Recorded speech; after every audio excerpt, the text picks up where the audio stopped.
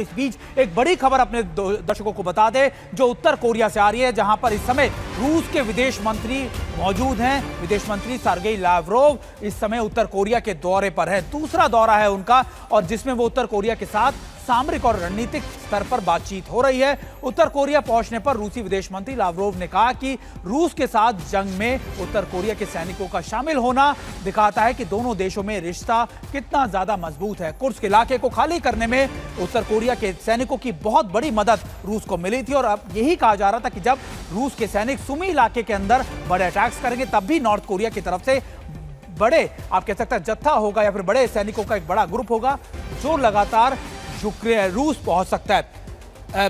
Ravindra Sachdev sir, north Korea एक ऐसे alliance के तौर पर, एक ऐसे साझेदारी दोस्त के तौर पर इस समय रूस के साथ काम कर रहा है जो ना सिर्फ उसको वेपन सप्लाई कर रहा है बल्कि सोल्जर्स ऑन फुट या सोल्जर्स ऑन ग्राउंड भी मुहैया करा रहा है। जी हाँ, बिल्कुल। और देखा जाए तो बहुत ही लॉजिकल पार्टनरशिप दिखती है। नॉर्थ कोरिया को तेल चाहिए, नॉर्थ कोरिया खुद सैंक्शंस में है इतनी बड़ी, राइट। उसको तेल चाहिए, उसको इनफैक्ट एग्रीकल्चर आइटम, फूड वगैरह भी चाहिए, रशिया सप्लाई कर सकता है। कुछ हाई एंड टेक्नोलॉजीज चाहिए उसे, खासकर स्पेस के लिए और सबमरीन्स के लिए, वो भी रशिया दे सकता है। इधर रशिया को यस मैन पावर दे सकता है। और याद रखिए, नॉर्थ कोरिया का भी जो मिलिट्री इंडस्ट्रियल इंफ्रास्ट्रक्चर है बहुत ही फैला हुआ है।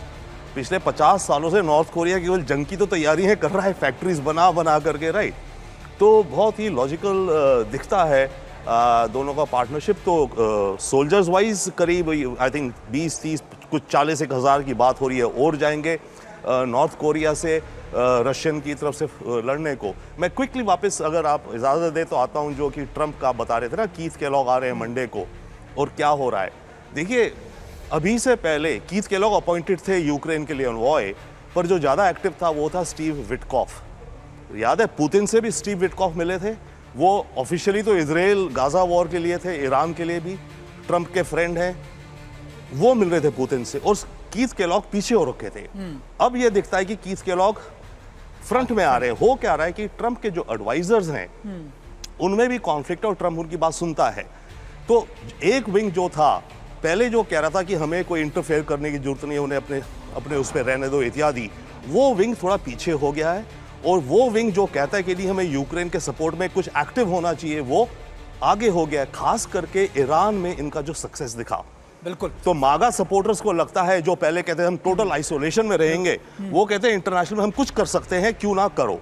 तो वो एक बहुत बड़ा ट्विस्ट। सर, यही तो बात है कि देखिए, जैसे ही अमेरिका ने अपनी स्ट्रैटेजी बदली वैसे ही रूस भी अपनी स्ट्रैटेजी बदल रहा है।